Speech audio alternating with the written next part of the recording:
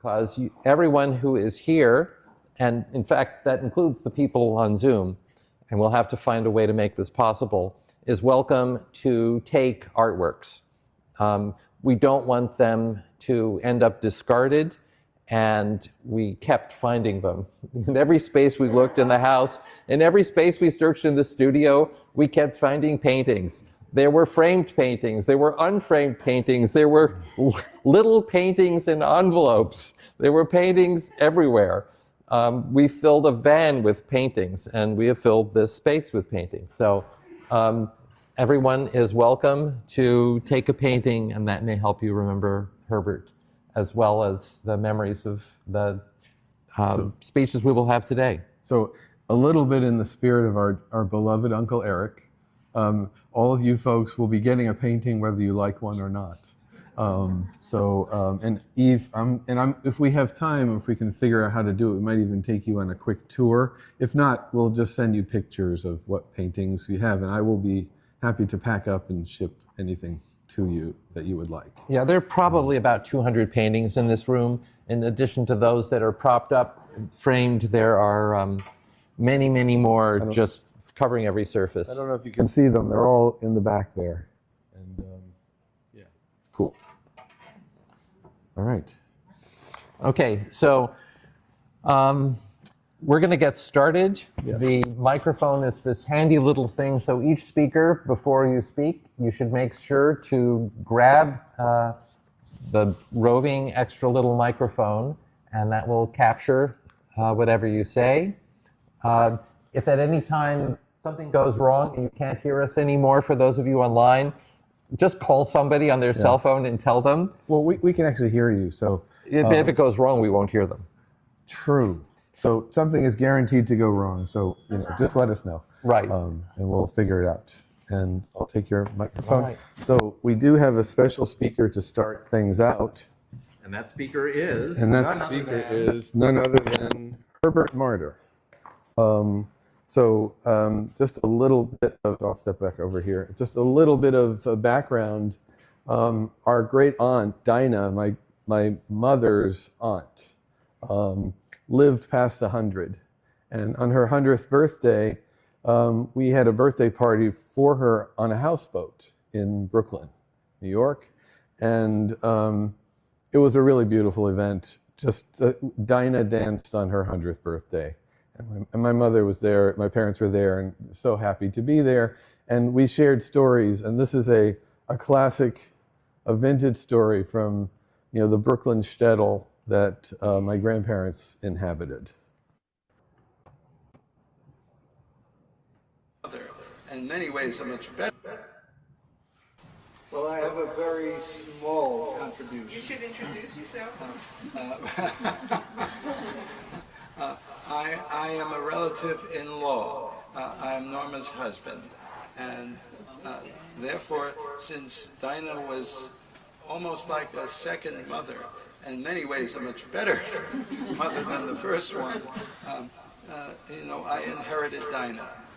When I had the luck, or whatever you want to call it, to happen to marry Norma. Thank you, Herbert. Let's discuss that later. And if anyone wants to suggest what else one should call it, I'm open to suggestions. My husband, that's Herbert. Yeah, remember? Yes. Yeah, that's Herbert. And now, there is a story which probably everyone has heard, and Norma actually wrote an account of it, which has some sad parts to it and some funny parts to it, and it's called A Good Laugh. And it tells that when Dinah was 90, her younger son, Jay, decided that it needed to be celebrated, and since he wasn't there, he arranged to have a male stripper come to the house and perform. Sounded like a good idea at the time. Now, who would have thought of that, except for Jay? So that is both about Dinah and it's also a little bit about Jay. So the stripper arrives at the door and comes in. Carrying a pizza box. Carrying a pizza box with a pretext. And Dinah is a shrewd cookie. And the thing that I remember that Norma quotes is Dinah looking, and there are her friends around. Maybe is there someone? Miss Peppy was there. Yeah. And I think Seal was there. Were you there, Seal? Ruth was there, I believe. That's it. No, I don't go. I think it was Masha's sister. Well, in any, Ethel. Ethel was there. Was Mom there? No. in any case, she saw who her friends were and what their interests were. And Dinah is essentially practical. So she looked at this group and she came to an executive decision. And she said, and these are immortal words that will always be remembered, "Don't strip!"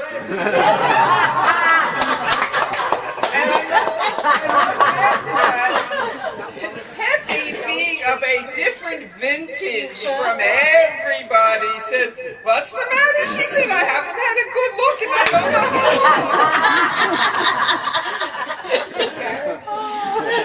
So that for me is a lasting picture of what common sense Dinah had. She knew that it wouldn't do any bit of good.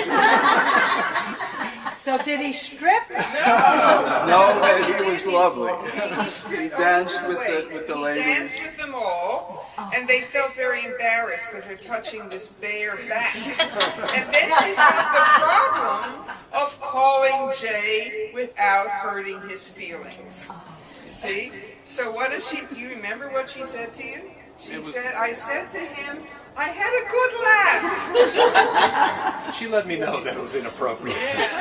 So I have to correct myself. That actually was the second meeting we had at the houseboat. So the first one was the birthday party, and then the second one was the memorial for Dinah, which happened 6 months after that. And so here we are again. But I had forgotten how much of my mother is in that video as well. So with them setting the stage for us, we're going to now start with a blessing. I hope that's an appropriate way to describe. And I hope everyone online heard that video. Did you hear it? Okay, good. Stop.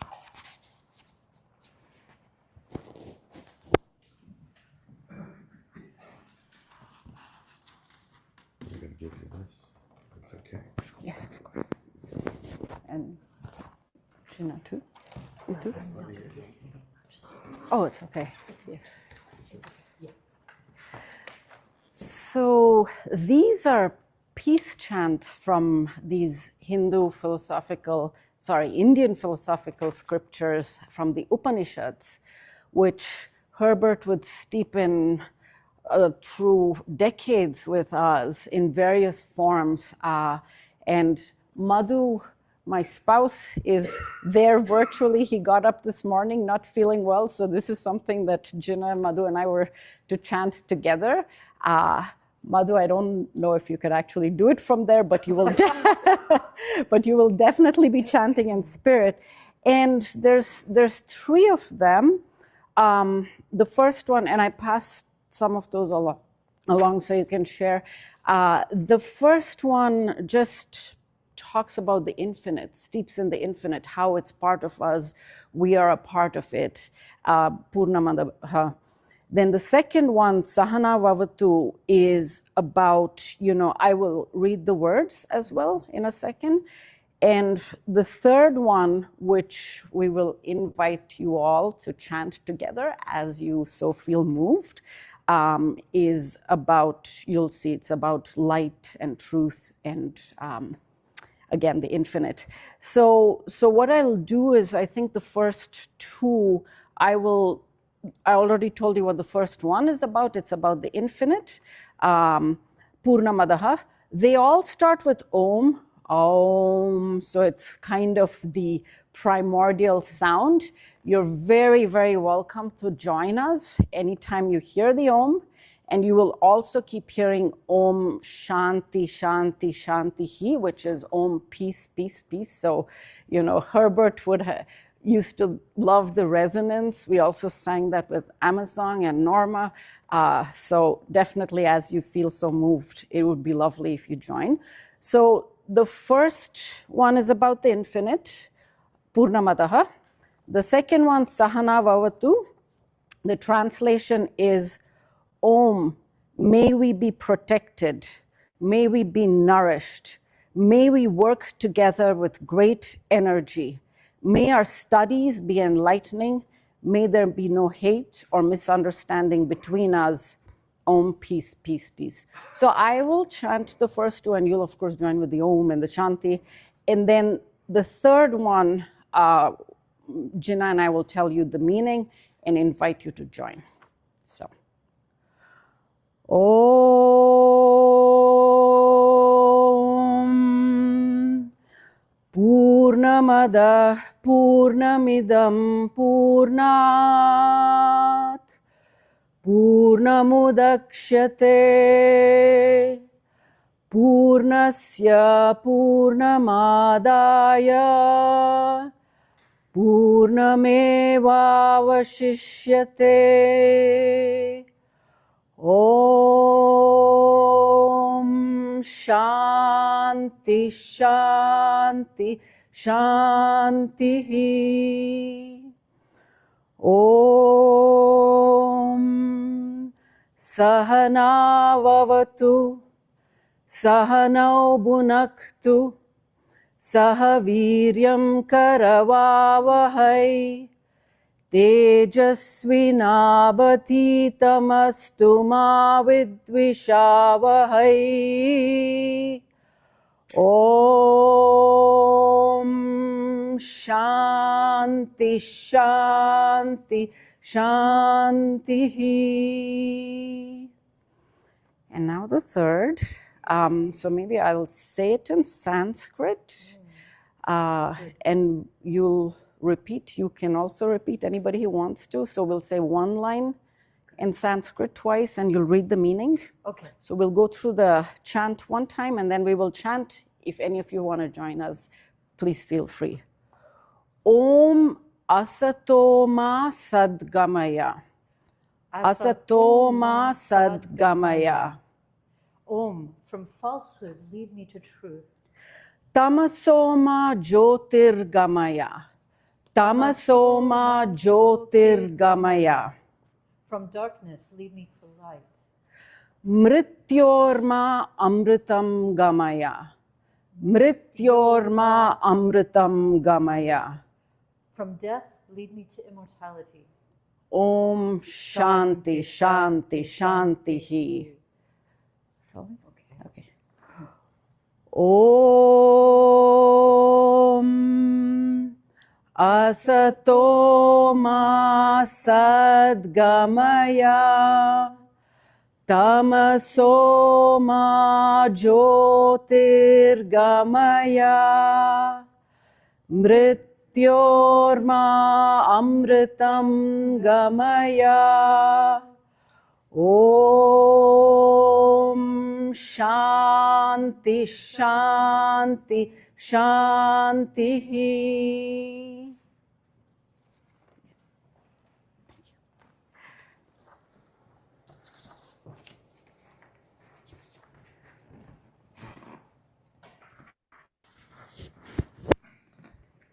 Thank you so much for that.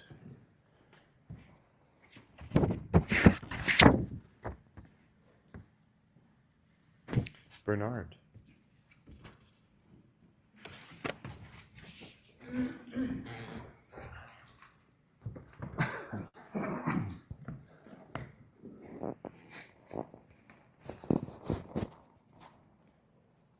Okay, can you hear me? I'm afraid I'm coming off of a cold, so my voice is somewhat weak today, but we'll see how this goes. Excuse me. I'm going to read a couple of passages from the Bhagavad Gita and selections from three poets. The rationale for this is Herbert and I would periodically discuss the Bhagavad Gita, and he had some interest in Sanskrit, so we would have our like mini Sanskrit lessons. And the other three books, I'm going to read some selections from poets Li Po, Chinese poet, Franz Wright, and Louise Gluck. And the connection there is periodically, over the last several decades, Herbert would give me as a Christmas gift or a birthday gift a book of poetry. And these are three of the examples that he gave me over the last 15 or 20 years. So I'll pick a few items. Presumably, these were poets that he really enjoyed. But let's start with the Gita. And we would discuss the Gita, and over the course of these discussions, and he had several copies, including the one that I like, Swami Prabhavananda and Christopher Isherwood, but he had some others. And his idea was that the main point of the Gita was duty, doing one's duty. Of course, the Gita has many purposes. You can identify many points to it. That was his principal idea of what's important in the Gita. So I'll read a couple of passages that have to do with duty. I don't know exactly if these were his favorite passages or if he understood duty in this way, but this is how Sri Krishna understood duty when he spoke to his disciple Arjuna. He said, for example, and he's using, non-contemporary gender language, okay? A man's own natural duty, even if it seems imperfectly done, is better than work not naturally his own, even if this is well performed. When a man acts according to the law of his nature, he cannot be sinning. Therefore, no one should give up his natural work, even though he does it imperfectly. For all action is involved in imperfection, like fire in smoke. And Sri Krishna goes on to explain what is the essential qualities of duty well performed and a doer of duty performing duty well. He says, the act of sacred duty done without attachment, not as pleasure desired, not as hated compulsion, by him who has no care for the fruit of his act, that act is of sattva. Sattva is a Sanskrit term. It means something like calmness or clarity. And he goes on about the doer. The doer without desire, who does not boast of his deed, who is ardent, enduring, untouched by triumph, in failure untroubled, he is a man of sattva. So this is some of the Gita's passages on duty, which is something that Herbert very much appreciated.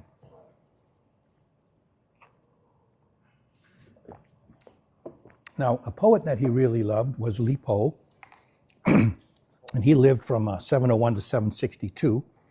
And this collection is the selected poems of Li Po. Once again, a gift that Herbert gave to me. So I'll read three pretty short poems that have, I think, some connection to Herbert, his family, or this event today. The first one is called At Shachu, Sent to Tu Fu. Shachu is a town in northern China where the poet is. Tu Fu is his friend, who's somewhere else. Now that I've come here, I wonder why. This Shachu's life is lazy and carefree. But in ancient trees near the city wall, sounds of autumn still swell at evening. Wine here never gets me drunk. And if local songs rekindle a feeling, it's empty. My thoughts of you are like the Wen River, sent broad and deep on its journey south. The second poem is called Sent to My Two Children in Shachu. Shachu, once again, this town. Wu is a region in west central China, and he mentions his two children, Pingyang and Po Chin. Here in Wu, mulberry leaves, lush green, silkworms have already slept 3 times. My family stayed behind in Shachu, no one to plant Kuei mountain fields, no one to do spring work, and here I am wandering rivers, more and more dazed. A south wind carries my heart back, its flight coming to rest outside the upstairs drinking room, where a lone peach stands, branches in leaf sweeping azure mist. I planted it there before leaving them, and now 3 years have slipped away. It's already reached the upstairs windows, but my travels haven't brought me back. Our darling Pingyang picks blossoms and leans against it, picks blossoms and looks for a father she can't see, her tears flowing the way springs flow. And how fast he's grown, little Po Chin, standing shoulder high to his big sister. Excuse me. My 2 kids under that peach together. Who comforts them with loving hugs now? The sense of things blank, grief burning through me day after day, I measure out silk and write these faraway thoughts sent traveling the Wangyan River home. And finally, from Li Po, this song is called Qingting Mountain, Sitting Alone. The birds have all vanished into deep skies. The last cloud drifts away, aimless. Inexhaustible, Qingting Mountain and I gaze at each other, it alone remaining. So now I'll move to some poems by Franz Wright. Once again, another poet whose book Herbert gave me. This one is from his collection called God's Silence. The first poem is called Scribbled Testament. I stand before you here, some hairy primates fall from grace, one of the patients of God, one of the orphans of light. Having read the great books of this world, only to completely forget them again. Having learned how to speak this language only. Darken it up a bit, will you? To translate my heart for you from the original silence. In the end, I was simply borrowing it from its inventors, the dead and the brilliant unborn. Forgive me. The next poem is called Lesson. Because what is outer is inner, there is no outer, there is no inner. I am trying to get this straight. And what the long sentence assembled by cemetery sparrows said before my presence arrived, dispersing them in its brief wake, oh, wordless, endless. And finally, this poem is called Language, My Country. Language, my country where night rhymes with light, death with breath, and from childhood on, the gift of seeing world the way the dying see it, things shining in the light of their imminent disappearance. Excuse me. Sorry, my cold is getting the better of me. And this is from Louise Gluck's collection called A Village Life, another gift I received from Herbert. This poem is called Crossroads. My body, now that we will not be traveling together much longer, I begin to feel a new tenderness toward you, very raw and unfamiliar, like what I remember of love when I was young. Love that was so often foolish in its objectives, but never in its choices, its intensities. Too much demanded in advance, too much that could not be promised. My soul has been so fearful, so violent. Forgive its brutality. As though it were that soul, my hand moves over you cautiously, not wishing to give offense, but eager, finally, to achieve expression as substance. It is not the earth I will miss. It is you I will miss. And the next poem is called Primavera. Spring comes quickly. Overnight, the plum tree blossoms. The warm air fills with bird calls. In the plowed dirt, someone has drawn a picture of the sun with rays coming out all around. But because the background is dirt, The sun is black. There is no signature. Alas, very soon everything will disappear. The bird calls, the delicate blossoms. In the end, even the earth itself will follow the artist's name into oblivion. Nevertheless, the artist intends a mood of celebration. How beautiful the blossoms are, emblems of the resilience of life. The birds approach eagerly. And so finally, going back to the Gita, as I mentioned, Herbert was keen on the idea of duty in the Gita. I'm not sure, for me, that's the most important thing, but it's one of the important things. But my favorite passage of the Gita is a devotional passage. And this is one that I read to Herbert in his last week of life. Some of you were there, I think. And we would read him poems or passages from scriptures or different things. I don't know if he was fully conscious or heard us. I'm just not sure, but we were reading to him. And this is the one that I read to him. This is Sri Krishna speaking to his disciple Arjuna, but it could be the Lord speaking to anybody. Quickly I come to those who offer me every action, worship me only, their dearest delight, with devotion undaunted. Because they love me, these are my bondsmen, and I shall save them from mortal sorrow and all the waves of life's deathly ocean. Be absorbed in me, lodge your mind in me, thus you shall dwell in me.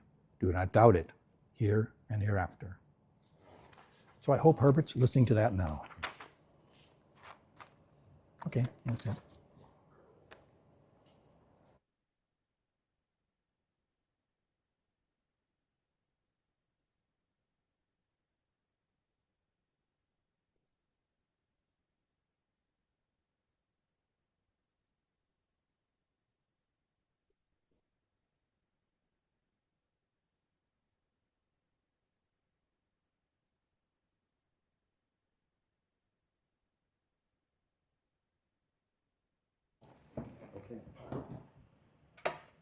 Hi, Marders.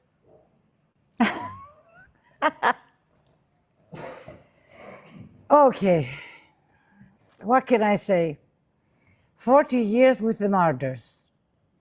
40 long years of happiness. They accepted me in their family, although they knew I came from a different background, from an old Cretan rebellious family. I had a different religion. I was a little wild. They forgave me for running off to the Mediterranean and the Aegean and diving on diving expeditions. I think they loved it, to tell you the truth. They were proud of me, but at the same time, they were worried that Nikki and Michael might be lonely. Anyway, they replaced me. They accepted me as I was, my rebellious spirit, and I loved them.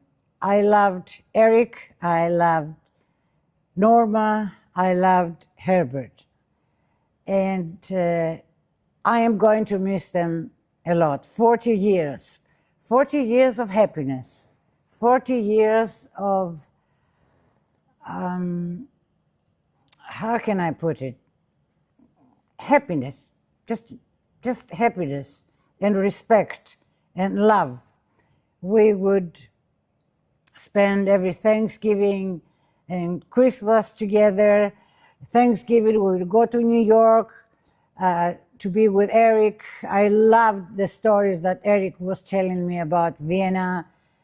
And me as a historian, I would just sit down and I asked him to tell me the stories over and over and over again.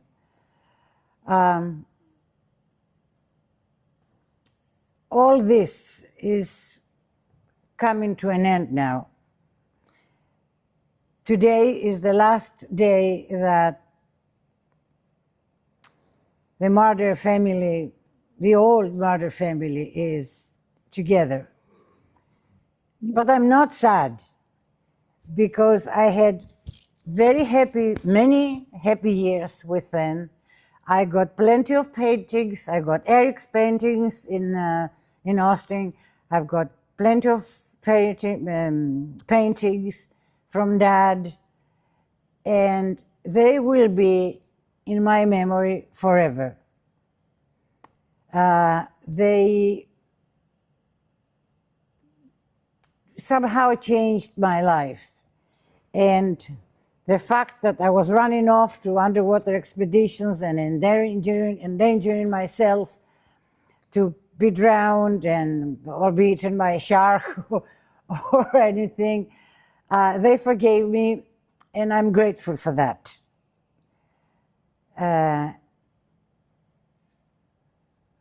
However, I should say that the person who was mostly close to Herbert was our daughter, Nikki. She got such a shock when Norma died. She abandoned her successful business at diving clubs in Greece, and walked, came to America, left Greece, came to America, and looked after Dad for 8 months. Was it 8 months? Or more. Day and night, being on his side, day and night, and taking charge of whatever was going on in his life, all the way to the end. So I'm grateful. I love them. I love you guys. I love the Marder family. And I hope that, okay, this is the end for us, for the old generation, but the new generation will continue the tradition, and you will be together to continue the Marder tradition family. So I thank you for all the happiness and joy you gave me, the 40 years of, almost over than 40 years, 40 years.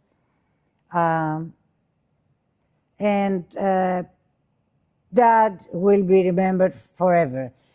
I remember the last thing he said to me just before he died.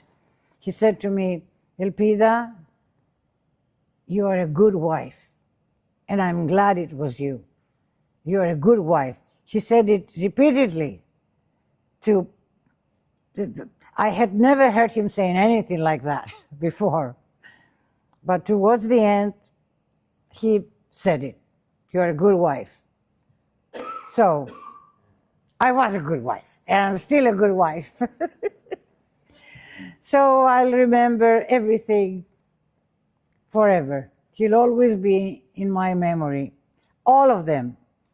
Eric, Barbara, Mama, and Dad. Okay.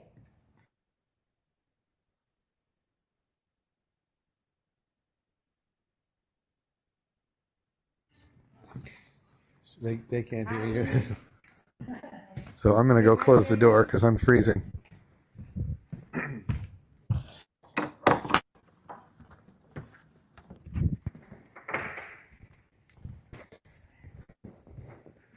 All right, folks, just bear with me a second.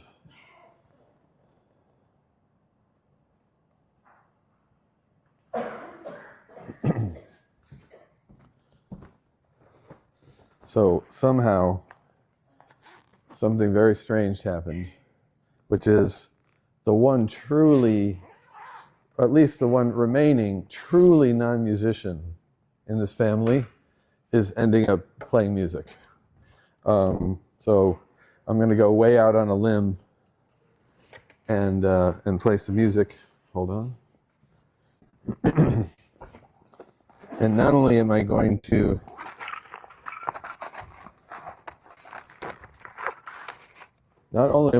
play music, I'm going to sing in a language that I don't speak.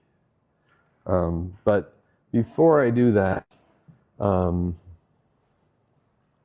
I wanted to defend myself a little bit with regard to hell with it. We debated a little bit, should we put this in the program? And by the way, I'm sorry to those folks who are online. I'll send you the program afterwards. At the very last page, there's some beautiful pictures of Dad, and at the bottom is his immortal quotation, which is "to hell with it." But what did he mean? What he always meant by "to hell with it" was some sort of an affirmation, which is, it can't be helped. Let's just do it. To hell with it. And I don't think there was ever a moment where he said, things don't matter. He always felt that they mattered. So I wanted to talk about somebody who's not here. Somebody very, very important. I'm always touched by the readings and the intellectual exchange that Bernard had with my dad. And that was something that was very strong with Bernard and many of you in this room and many of you online and many of his friends.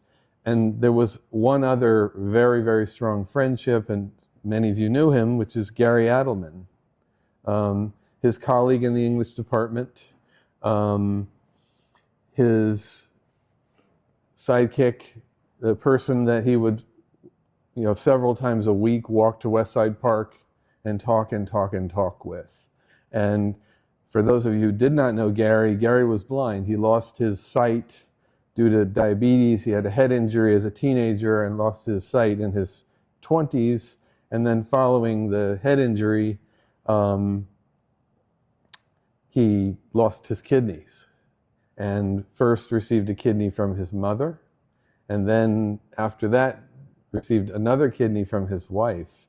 And he was a bit of a miracle of nature. He had something like a 10 to 15 year lifespan with that first kidney that he received, what was in the early 80s or late 70s.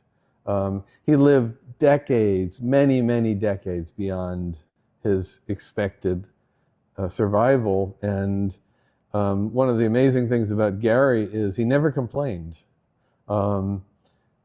about anything. He must have gone through just incredible amounts of difficulty and pain, and not to mention losing his sight as an adult. And his first wife left him as a result. So I wanted to read something, move into our dad's words, and read something that my dad wrote when Gary died.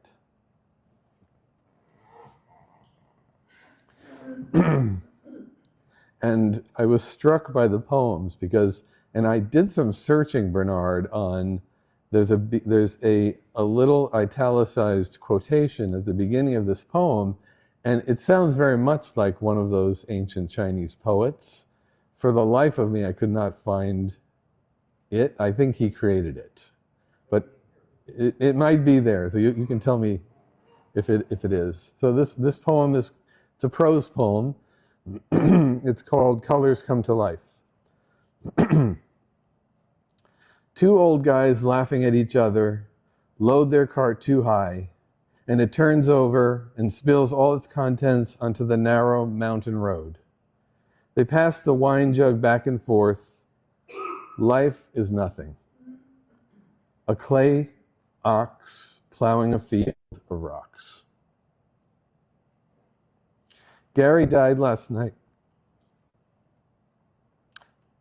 Gary died last night at 8:15.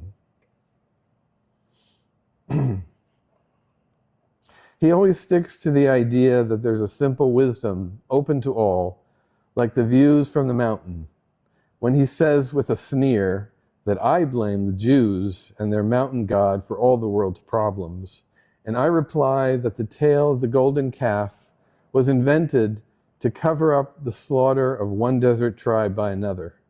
Our conversation turns into a shouting match between two crazies screaming at each other around the park. He has no inhibitions, being blind, and people turn and cross the street as we approach. We always made it up in the end, and he's the best and most considerate of friends by the time we get back to his house. But when the door closes behind him, he's somewhere else. The walls unravel, a web of hands and skin and hair, effortlessly skating around the inner shell and in and out of nooks and crannies. He tunes to every surface, into their crosstalk, and hears how the door sighs and whispers that the windows are loose in the breeze. A wand of light turns the small panes on the second story sky blue, and on the street, the windows are less innocent than they seem. At eye level, they're clear and careless, with reflections, playing the outside against the inside.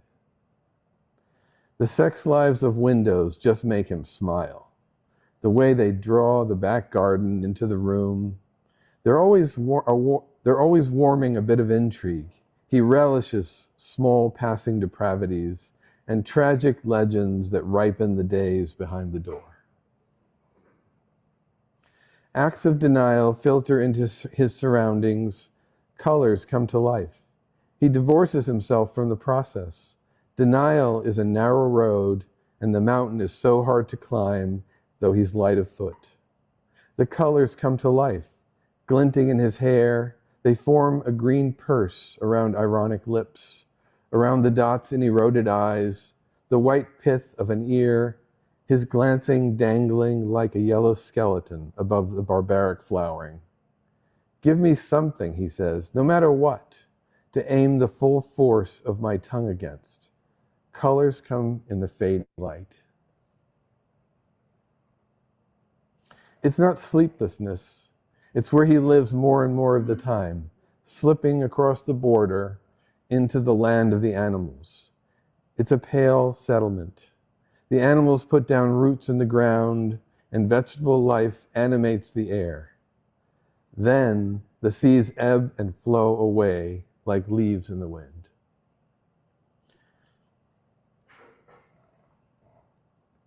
The cart turned over 2 years ago. He's fading. I can't open the door. We're on different sides of it. Is there a window in the wall of memory?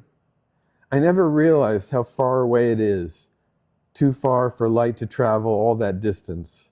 The wall stands between us, every inch of it pockmarked and scabbed with pictures, like a scum of memories, like old film still developing in a dark room.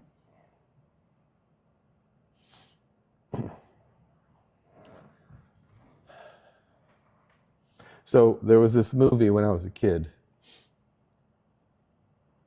It's called The Man with the X-Ray Eyes. I don't know if any of you saw it. It actually came out in 1963, the year before I was born. That movie just kind of terrified me. And I only saw it once, but it's one of those movies that you never forget.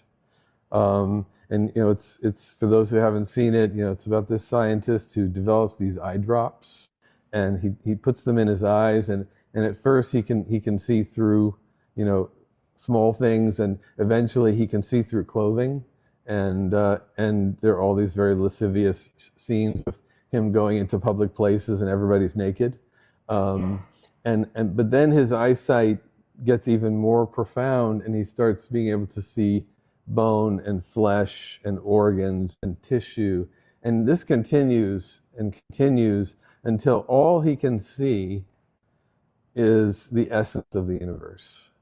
And it's made to be terrifying, but it's also very profound. He sees further and further and further out and deeper in until he sees some sort of an essence. And you know, over the last period of his life, I thought about that film a lot, because you know, where our mother pinpointed her consciousness into a tighter and tighter spot and was, you know, with force of will, you know, controlled her ending. You know, our dad, he just kept on opening and opening up. You know, he was a very, very shy, very introverted, somewhat troubled person when he first met our mother.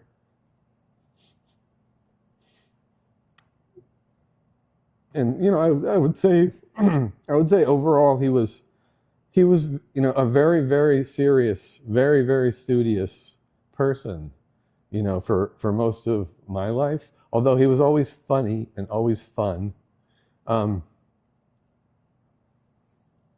then he became this other person, and this incredibly joyful, and it was hard to watch him lose some of his incredible intellect. But one of the things that he did, and I think a lot of you experienced this, is he started to look further and further back in time. And he started going back to that child that he was. That refugee child, that motherless child. He lost his mother when he was a teenager, so I'm going to go far out onto a limb and introduce something that he always did, for me as a child. And, Michael was skeptical, and rightly so. Anything to do with Austria we need to be skeptical about, and I always have been, including the moment where my dad encouraged me to become an Austrian citizen. So I'm not doing what I'm about to do lightly or with, frivolity. But there is some beauty in it, and it's just a song that, my father would of course have heard as a child, which is a little bit of a love song to Vienna.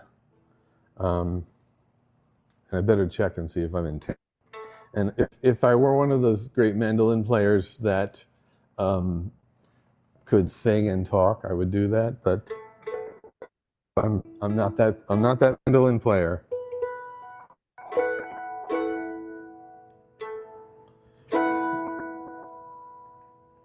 But let me tell one little story. I'm postponing now.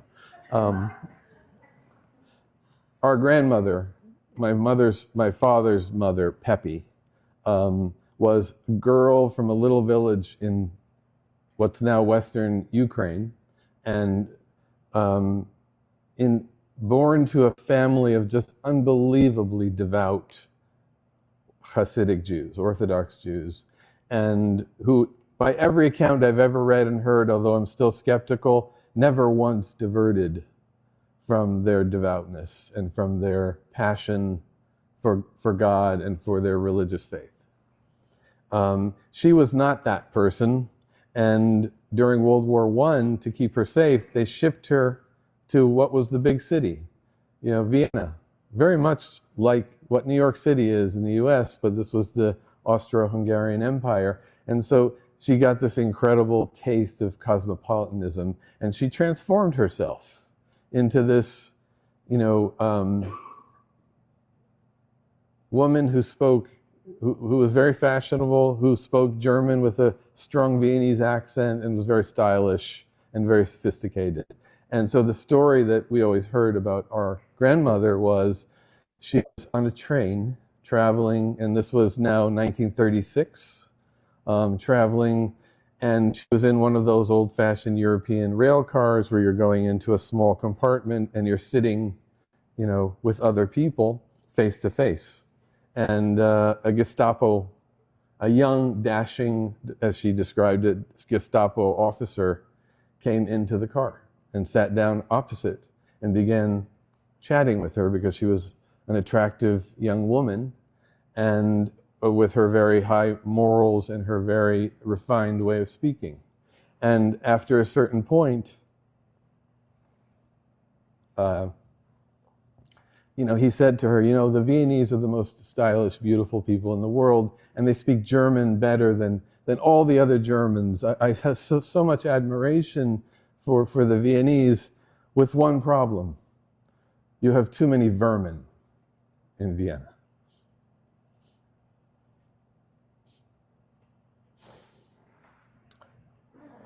And she said, vermin. What kind of vermin? And he said, well, the Jews. And she said, well, sir, if there's so many vermin, what would you do with me? that's the story. And with that, I'm now going to sing you this love song to Vienna.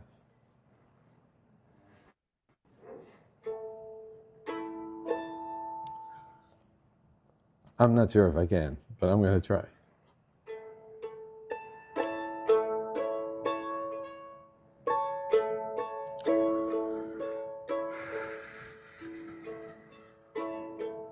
Mein Herz und mein Sinn schwärmt jetzt nur für Wien, wie es weint, wie es lacht. Ich das kennt ich mich. Let me start again. I knew I was going to do that.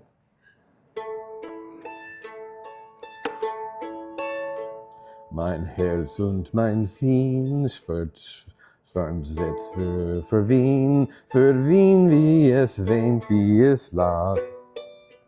Da kenn ich mich aus, da bin ich als Haus, bei Tag und noch mehr bei der Nacht.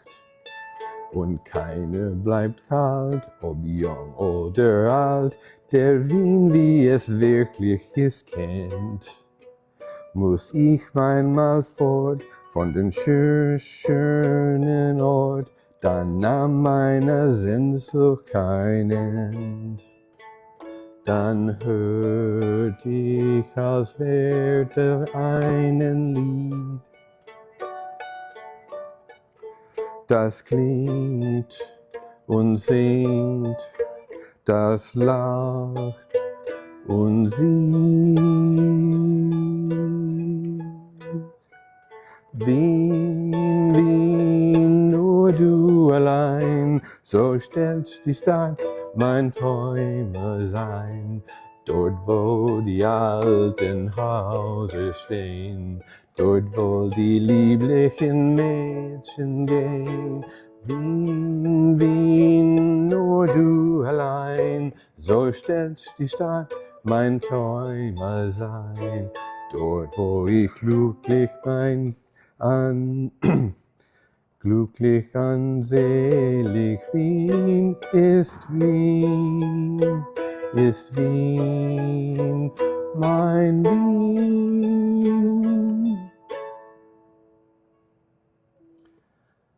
And I think I sang that almost as well as my dad would have.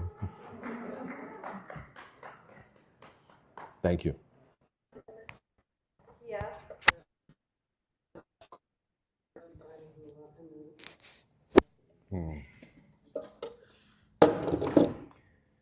For the record, I did play it better at home.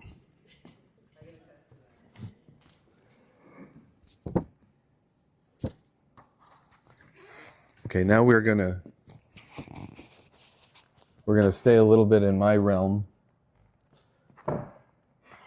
and my friend Matthew, who has done so much for all these events, including this one, Matthew Brandabur, who grew up here in Champaign with me, was not able to come this time, but he did send us his own remembrance.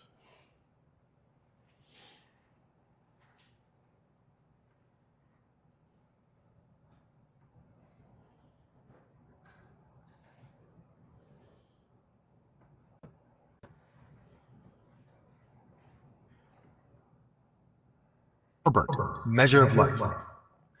I want to say that we all dodged a bullet here today. Not the one that killed American democracy, splintering the polity and tearing a gaping hole in Roosevelt corollary. No, we averted a much darker fate. If not for some feedback Herbert gathered while trying to come up with the title for his book on Virginia Woolf's last years, we could have been gathered today under a banner reading "Time Passes." Sorting through phrases from her later writings, which Herbert had the colonic fortitude to consider at great length, he floated time passes to a few people, including Yuri and myself. I'm not sure if his younger son reacted as subtly as I did, but I said something like, "No one will ever buy a book with that title. It sucks. Please, can you dig around and find another phrase she might have used, perhaps with an action verb in it, or at least a reference to the metric system?" My point is, Herbert was incredibly articulate, learned, and studious, yet he kept low to the ground in conversation, kept his ear keen, and showed me how to change course without a struggle. I sense he operated from a deep awareness of the incongruities that characterize human life. Or maybe he just found me annoying. I don't remember him talking about himself much, but at my dad's retirement party, I did get him to recount a bit of his escape from Austria with his big brother Eric. It was late summer, and I had just bombed down 57 from Chicago, barged into the stuffy English department lounge, and pounded down 3 tall glasses of whatever icy, fruity punch was on the table. His story unfolded, and I began to notice a familiar warmth in my chest. Shame hit me as I realized I had just hit pause on 5+ years of much-needed sobriety. My self-disgust crested like a wave, curling the corners of my mouth, while Herbert, still 4 years old, his tiny hand tight in the grip of his big bearish brother Eric, passed through the transit stations and milestones that led to American cities of refuge. I could hold out no longer and babbled my confession that the punch was in fact taking the enamel off my back teeth. He responded as he often did, with an exculpatory tale that set things right. A grizzled Tibetan monk visiting swinging 1960s America found himself dosed with LSD at a college party. Instead of convulsing in fear, he embraced the experience, rolled with it. I did likewise, leaving the panic attack I'd prepared in that dusty conference room. Years later, Herbert regaled me once again with another folded note, probably while I was bewailing the aimless state of my professional progress. I don't believe in God, he told me, and this God I don't believe in has made each of us with unique skills, gifts, and challenges. I don't do New Year's resolutions, and this year I have resolved to forgive all my friends whose dads were friendlier, more useful, and less excoriating than mine, even those who seemed not to fully appreciate what they were given. Happy New Year, everybody.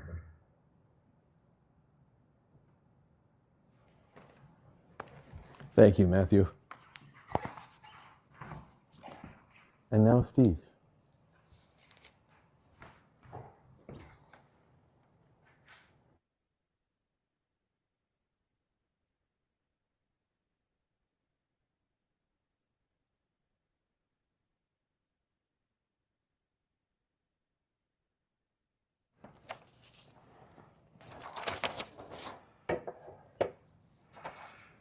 I received the news of Herbert's death while walking with Ginna in the city of his birth, Vienna. I thought perhaps Herbert might smile at that. He was exiled, but we do not choose our origins. And it seemed to me that by the chance of my meditating exactly there on his death, I served him as a connection to a ground and a culture which through his scholarship and art he did not turn his back on. I felt a privilege in honoring his end in his place of origin. I appreciate the invitation now to say a few words from my friend. Much of what I valued in Herbert, I could read from a photo Yuri had taken of him, which was displayed in his house. His gentleness, how stillness and silence were a place of creation for him, as for the Chinese painters he had thought deeply about. Like Wolfe, whom he loved, or Nabokov, whom he may or may not have, Herbert was capable of sharp dismissals from a place of fixed opinion. The other side of that coin was his joy in speaking on works that engaged him. He lit up. You felt you had to love the work as he did. Austen or Tolstoy or Goya or a Tang Dynasty poet or Schubert, for example. Analysis and feeling at once. And if you didn't see it yet, you had to listen. You knew you needed what he wanted to bring you into. One could feel small in the presence of Herbert's erudition. Having no claims of my own as a reader, I must still remark that Herbert appeared to have reread more great or important literature than in my life I will ever read once. Yet it is he who regarded himself as small before the works, as sitting at their feet, as carrying them, who felt himself before art as the astronomer feels himself before the heavens. So this individual's death is also one more passing from this world of a humility, not at all self-denigration, rather the mind of a pilgrim that befits the humanities above all, and that during my lifetime has come to ill flourish in an academy grown much harder. I take heart. You're heading off. I beg your pardon? I take heart knowing that Herbert will have shown this mind before many hundreds of students and interlocutors, time and again, that there are always some who are open, some then who can keep it. Thus that what is best in him, walking our path, can endure in this many-shadowed world. Thank you, Yuri.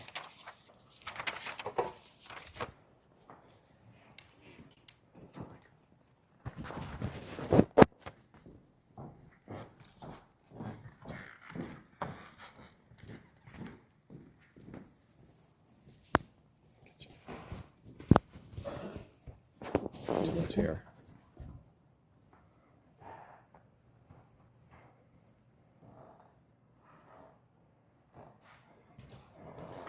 Hi, everyone. I'm Donnetta, Yuri's partner. I met Yuri's father, Herbert, in a restaurant in New York City about 12 years ago. And the very first thing he asked me is, "What do you believe?" It was an impossible question, yet a perfect one. I realized that this learned academic wasn't asking for an answer in as much as offering me an invitation. It revealed his wit, his deep curiosity, his fearless willingness to engage with about other people's lives and the biggest questions. It also carried an unspoken expectation that anyone welcomed into this family, this brilliant, extraordinary family, would be willing to reflect, to wonder, and to speak from the heart. Over the years, I was profoundly grateful for the many meals and conversations that we shared with Herbert and our beloved, luminous Norma. As time passed and the words grew fewer, the conversation never really stopped. It continued through his art, his poetry, his songs, and the intense emotion carried through his eyes, through laughter, through gentle smiles, and the tears that honored a life fully lived. In those quiet exchanges, Herbert continued to teach, allowing us to bear witness to the beauty, complexity, and the grace of a soul unfolding and reflecting a life that was complex, deeply felt, and unyieldingly beautiful. I'm going to read a poem now by Herbert. It's called Imaginary Paintings. The drawings he dreamed up hovers over the morning. He draws the design again and again. A few broken lines where head, leg, and arms should be. Spokes of a five-pointed star pulsing to its own rhythm, an aria singing that the flesh wears out, and the body is no more than a vestment. In the dream, Rose wears her own shroud like a skin she will peel off and discard at the end of the day. The drawing he dreams up hovers over the morning. World War II is on the radio. Ma's getting dressed, unwinding silk stockings up her thighs, his eyes rest at the level of her lap. Before the drawings appeared, he was dreaming of the things women wore back then. A calendar on a cinder block wall, a pinup girl in Technicolor bra and panties, music on WQXR. He longs for the next note, slender fingers touching the keys, caressing their imperfections. Imaginary paintings must be more real than the world, more real than memories of childhood. He draws the design and dreams about Rose, but when he gets closest to her, There's nothing, only dread. He was born into darkness, a child of darkness. He carries the darkness within him. And Rose's sanity, that shows no mercy, makes no concessions, and is so excessive that it seems to be a kind of madness, takes his breath away, like rapture, like music. Once, between sleep and waking, he overheard her talking to herself, her voice, so soft and low in the twilight, nothing could tear him away. Starve the hunger, she seemed to say. Eating and fasting are mirror images. Insatiable losses consume you on the other side of disorder. One day you find human flesh, other people's, your own between your jaws. The grating in the floor rises each time you bite and swallow and churn up the nausea. A child in the park climbs high above the throwaway and the river, fitting his fingers into clinks in the rock wall. A constant stream of cars and trucks, a boat on the water far below. Above, overhanging slabs lead to a sudden labyrinth where handholds are few. The only way out is to leap up and over, blind into the darkness. The painter watches a high-rise going up next to the park. The drawings he dreamed up hovers over the morning, one picture with another inside it, and the separation between the dreams and the things they stand for wither away. Girders latch onto the sky and landscape the air. Eventually, white pillars on the roof frame clouds moving across a cerulean backdrop. In the playground, a child on a swing gets his legs under him and stands swinging. The white pillars stand in the open, ready to enclose a roof garden. Siding and windows are fitted. Trucks at the construction site pull up one after another. The painter watches men in helmets unload, and he forgets them day after day. Thank you.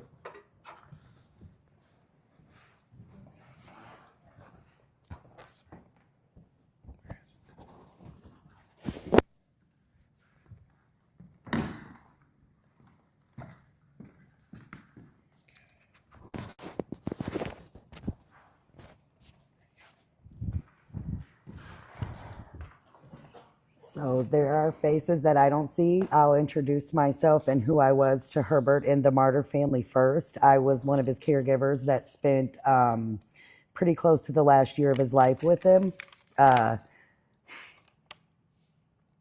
Herbert and I had a very different relationship than what most could ever understand. He was my 90-year-old boyfriend, my best friend, guidance, like one of the best experiences that I think I've had in my caregiving career and adult life.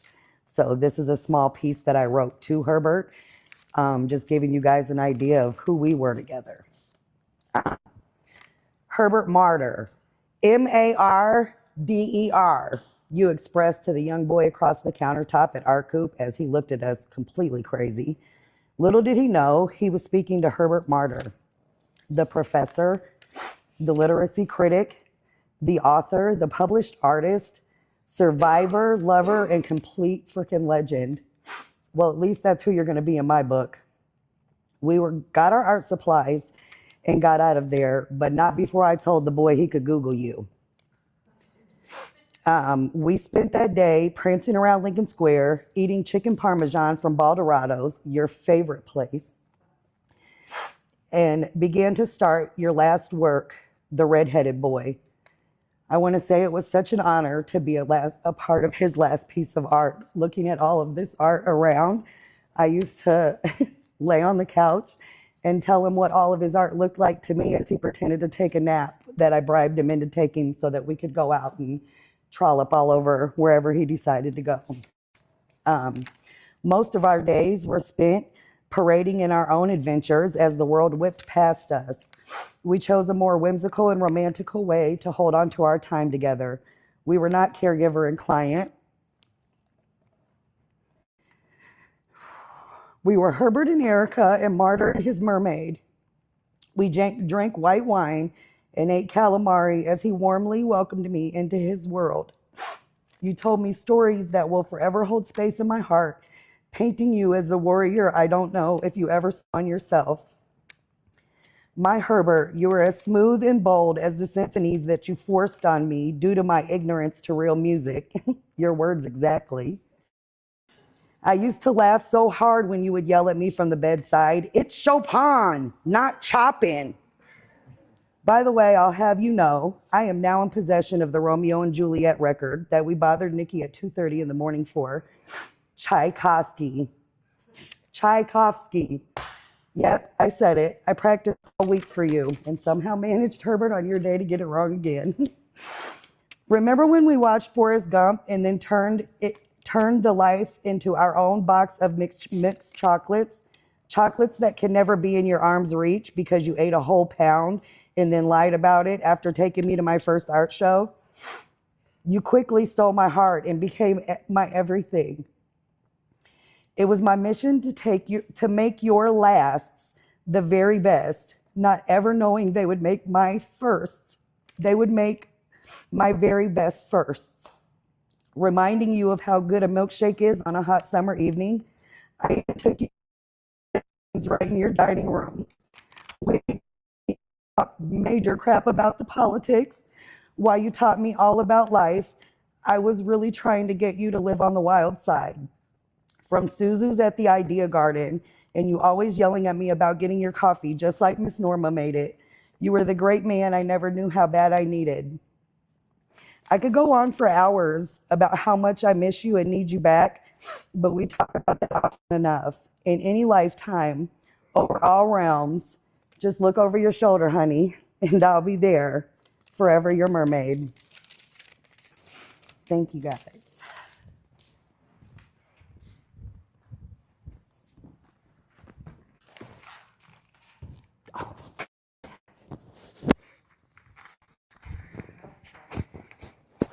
All right, we are now going to do a little bit of a technology switch because Michael Marder is on the stage. We need to switch over to his crazy system. So you're gonna see me my thing disappear, but hopefully Michael stays there. No, I'm gonna take all your stuff, I think. You're gonna take my stuff? What? Yeah, shouldn't we just switch everything over to there? Yeah, okay, so stand by. We're taking a short break and we're gonna switch everything over to there, whatever that means. It's very hard to say goodbye to your father and maybe not possible. I'll say some words and share some of the last things that he heard. He published 2 books. I have them here, Feminism and Art and the Measure of Life. They were both about Virginia Woolf, and they were both about himself. In The Measure of Life, he wrote a brief autobiography, and so I will read a bit of that. I was born in Vienna a few years before World War II and grew up in New York City. My childhood experience as a refugee taught me that most things, aside from personal loyalties, are transitory and unreliable. When I was 13, my mother grew seriously ill, leaving me on my own for extended periods until her death from stomach cancer 5 years later. I was a student at City College then, and the idea of a degree and a career seemed meaningless. I passed my classes without trying and devoured large quantities of poetry and fiction, including the works of Virginia Woolf. I married and enrolled in graduate school, keeping up an interest in the unfashionable Woolf. A friend egged me on to write a thesis on her novels. "Come on," she said. "No one spins a sentence the way she can. I mean, tell us what's happening in that room of one's own." Whereupon my eyes were opened. Virginia Woolf's reputation then, in the early 60s, was at a low point and perhaps due to make a comeback, although conventional wisdom held that 3 or 4 existing studies covered the subject more than adequately. My friend's suggestion took root. Woolf appealed to me because she was somewhat offbeat and outside the standard syllabus. I'd read her for pleasure. She was one of my favorite writers, and naturally, I'd overlooked the possibility of mining her books for a thesis topic. Women and fiction. It was in an uncluttered field without the sludge that encrusted Yeats and Eliot. My advisor to Columbia said, not much mileage in feminism these days. Virginia Woolf was not a political animal. She was a lady, you know, disliked working men, Negroes, and Jews. There are subversive radical ideas all over her books, I said. He puffed decisively on unlit pipe. E.M. Forster says she was a snob and proud of it. A true Brit could generate some heat. I think you should go ahead. And so he did. The book that he wrote, Feminism and Heart, I'll also read a little bit from, because I think that one of the things that he was doing as he wrote this book was trying to outline how he himself will lead his own life.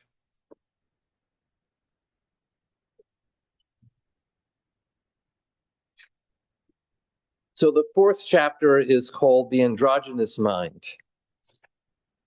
The highest aim of the feminist movement, as Virginia Woolf saw it, was to prepare the way for profound adjustments in the inner lives of the sexes. A marriage had to be consummated, she said, within the mind of every individual, a union between the masculine and feminine principles. Social changes were a necessary first step, but they affected only the surface of things. And from the very end, Virginia Woolf's art celebrates a kind of golden mean, represented by the integrated personality in which thought and feeling are harmoniously combined. Approaching that ideal, her prose becomes luminous. Her novels at their best reveal the intense perceptions of an exquisite sensibility in the clear light of universal ideas. So I think what he resolved to do was not to approach the dislocations that he had suffered through political action, but through an immersion in art, and every sort of art. His first love was literature, but probably at the same time he came to love music. And in the latter part of his life, he spent a huge amount of time on the visual arts, which are distributed all around us in this room. I once asked my mother why she married him, and it was an unlikely union. They hated each other when they first met. They'd been introduced, and each of them thought the other was a horrible snob. She was glamorous, a singer. He was this, well, he was okay looking, young, but not the greatest. And I asked what she saw in him. What she said was, well, you know, first time they met, she hated him, but then they met again, and there was alcohol, and he was drinking. And she believed that when people drink, it reveals their true selves. So she says that he got drunker and drunker. He got nicer and nicer. And she resolved from that moment to marry him. And I think all of us who knew him in his later years saw the same thing, that as he lost all defenses, he just became nicer and nicer all the time. He didn't lose an acerbic wit to the end, but there was just this kindness that would emanate from him. So not political action, but the arts. I think the thing that I'll miss the most is there was nobody else who listened to music as intently, and we shared that. So after my mother died, he began exploring music, and there were things that he wanted to hear.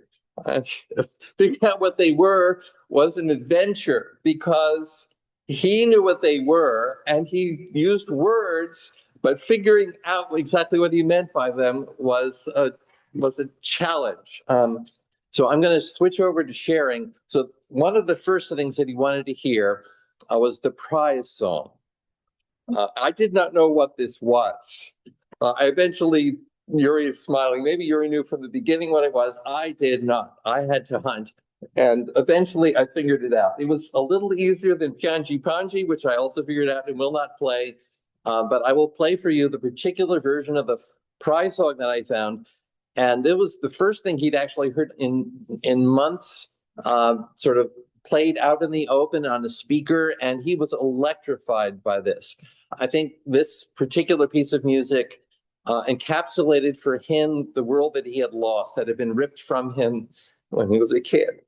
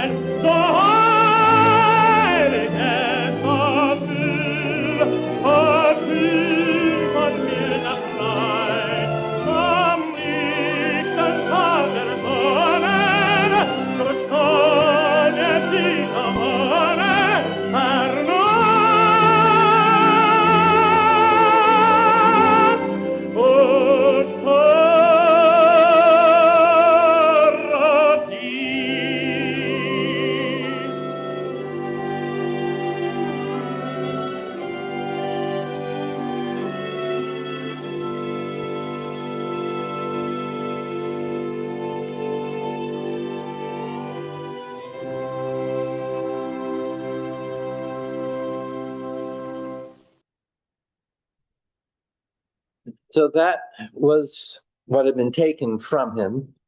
He talked a lot in his last months about the redheaded kids on the streets of the Bronx, fighting against other kids, remembering the language that had been taken from him, the world that he had thought he would grow up in, but would not. And I think Illinois for him was probably another moment of becoming a refugee. If there were one place in the United States that was maybe similar to the Vienna that he'd been forced to flee, it would have been New York, the East Coast. He ended up here, and so he built his own life immersed in art, and was extraordinarily oblivious to the American culture around him. Not because he tried to ignore it, but he was truly and deeply indifferent to almost everything that America provided in the way of popular culture. And so that was the world that Yuri and I were raised in, was this artistic creation that our parents had made around themselves. I'm going to go now to excerpts from the two things that I played for him on the very last day of his life. I had gone on a bit of I shared with him an investigation of Mendelssohn in the last months. And one of the reasons for this is that I kept finding interesting parallels in Mendelssohn that I found nowhere else. A Jew in Germany trying to find his way in a country that would scarcely accept him. Mendelssohn was also completely immersed in all the arts. He translated Homer. He based several pieces on Greek tragedies. He painted. And he also was then accused of being androgynous. So Wagner wrote a piece that contributed to destroying Mendelssohn's reputation, accusing him of being too feminine. And I kept hearing in the music things that seemed to resonate very much with my life and my father's. And Dad kept wanting to hear these things. So I will play for you bits of the very last things he heard on the last day of his life. So these were two movements. One second, I have to switch tabs on the browser, and it is not letting me.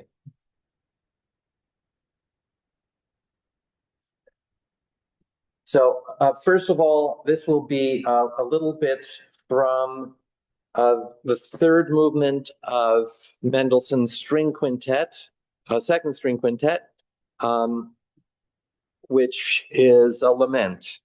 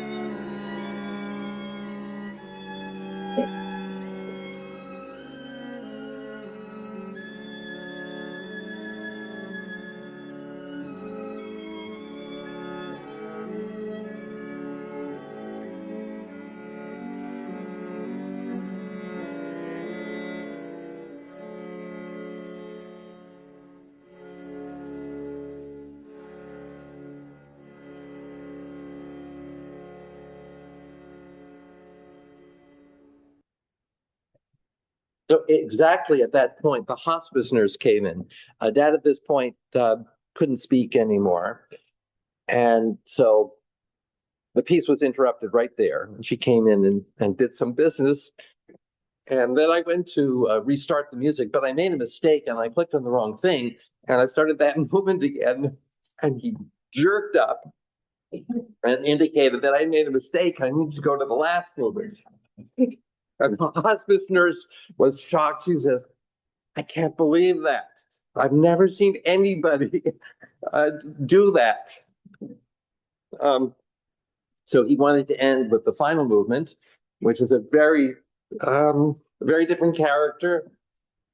It's a dance, and I would call it a dance of acceptance.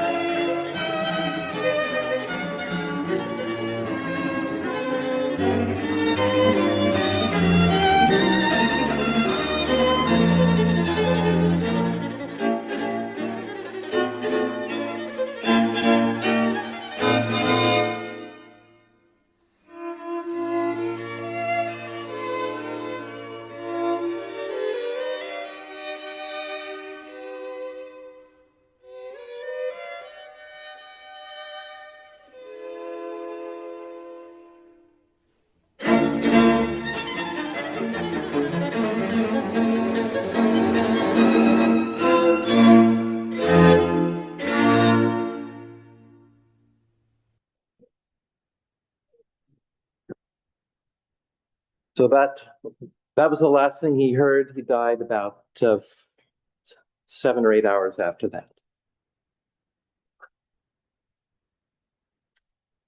Well, I think at this point we should offer the chance for anyone who hasn't had a chance to speak to do so. If there's anyone online who would like to say some words, or anyone in the audience today who would like to say something, they're welcome to come up. Would you like to come up?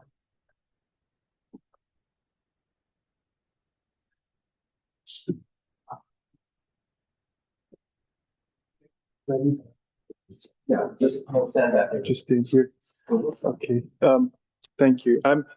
My name is Ryan Szpiech. Can you see me okay? You're tall. I'm not on the wrong side. There you go. That work.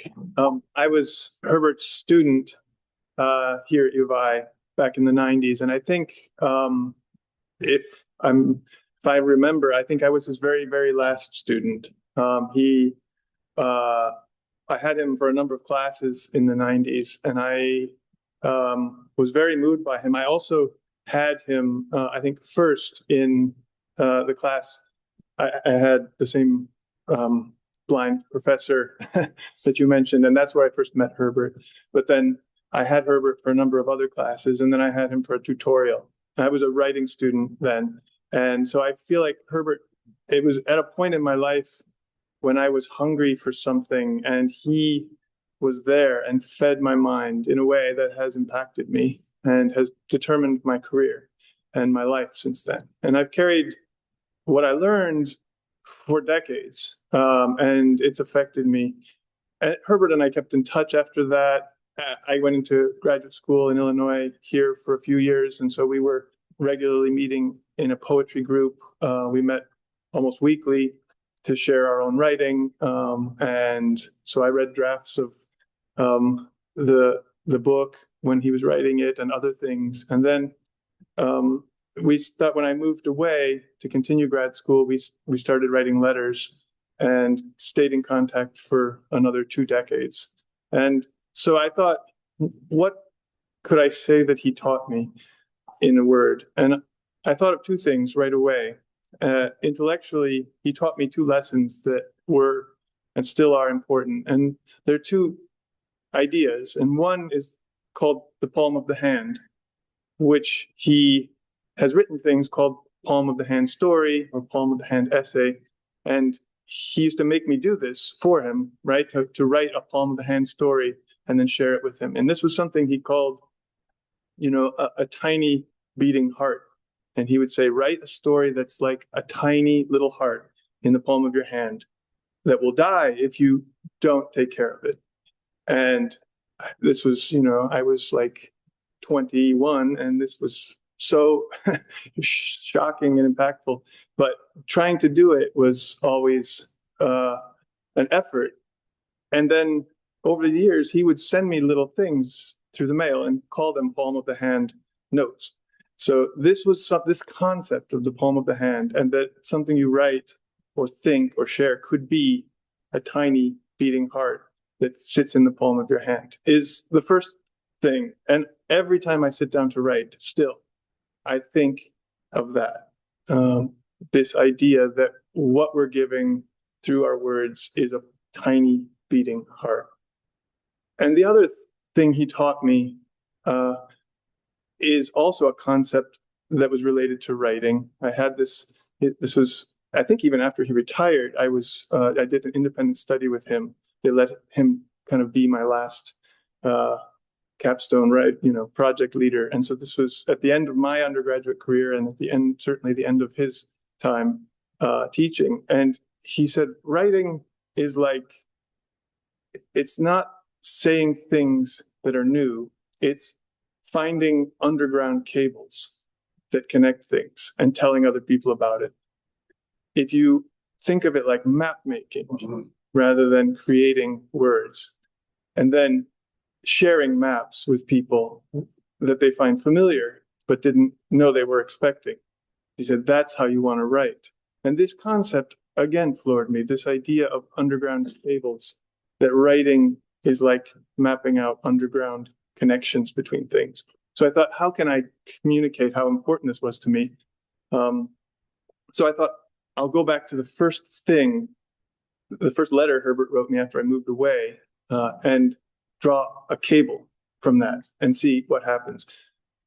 And so I went back to the oldest letter I could find, which was actually a letter he sent me when I was living in Spain, in Barcelona. And so I just wanted to share only 2 things from it, and then from there, draw a tiny cable to something else.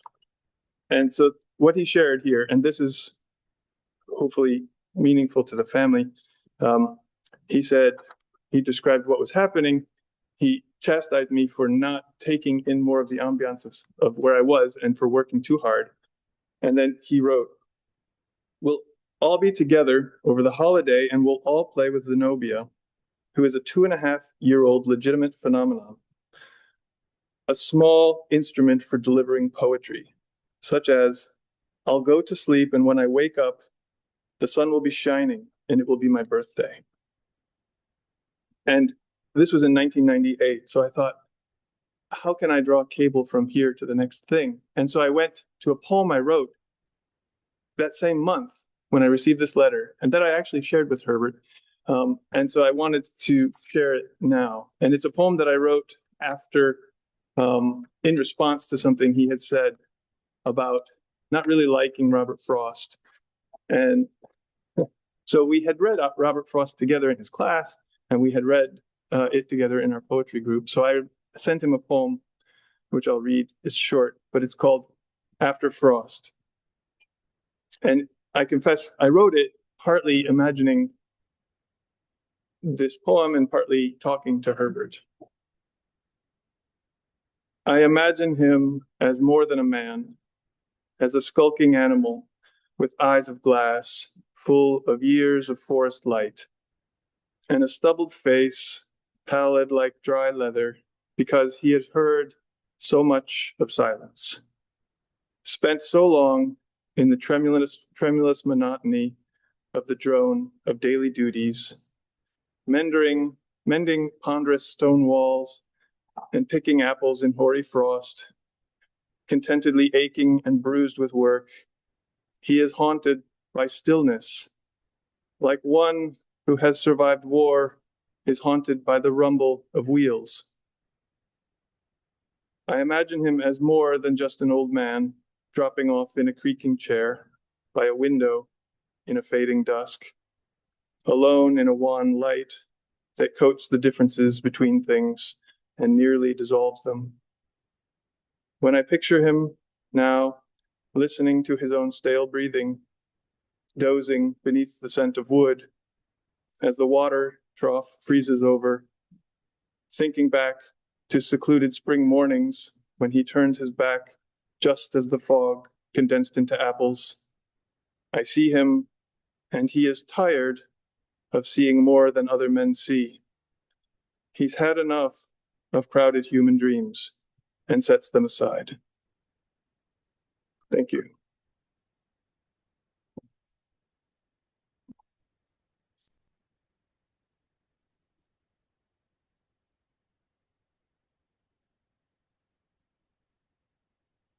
Are there more people here who would like to speak, or people who are online? Just like to say a few words. If not, we're going to eat. If not, we're going to eat. We have a lot of food. Anyone who's online? Yes, Michael, this is Michael. Yeah. Can you hear me? This is Ephraim. Go ahead. Yeah, I'm just going to say a few words.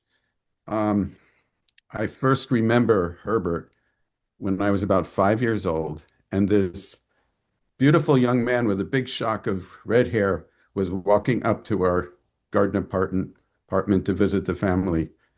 And I really grew to adore him. He sort of represented to me the soft and approachable father that I didn't have. His older brother Eric being a bit removed and aloof in my life at that time. And Herbert had this other kind of sensitivity. And then later, in later years, when after he and Norma got together and he would visit us in Irvington, or they both would, I remember so much enjoying the fact that this sort of other side of the possibility of my father was present. The one who was the poet, the one who was sensitive, the one who sort of took me in a different kind of way. And these two artists, Herbert and Norma, she being the singer, he being the poet, and they were such bohemians and they were so interesting. And of course, that was before even Yuri and Michael came along. And but it was always so special in my early days to have the presence of Herbert and what he meant to me.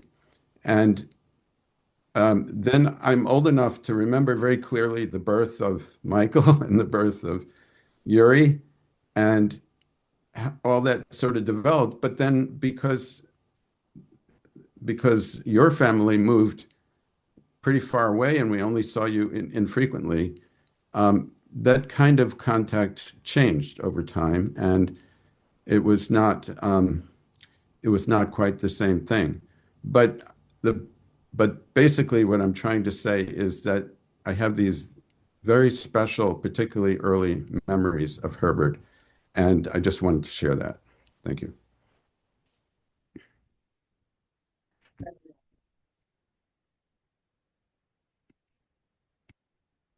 Is there anyone else who would like to say any words?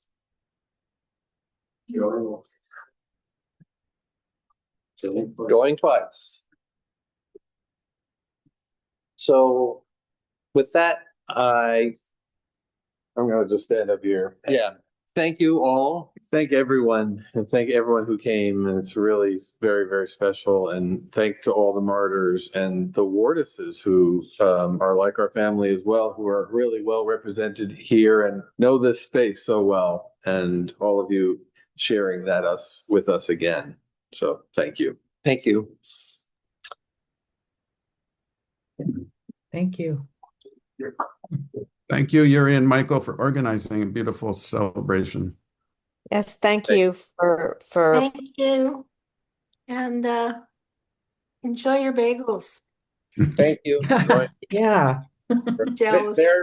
They're from Zabar's, about a day old, but we will toast them in the toaster that is really designed to burn everything it touches, and that's from my parents too. Yeah. All right. Okay. Nice to see everyone. The paintings. Yeah, we're gonna send pictures. We're gonna send people pictures of these crazy paintings. All right. Bye, everyone. Bye. Thank you.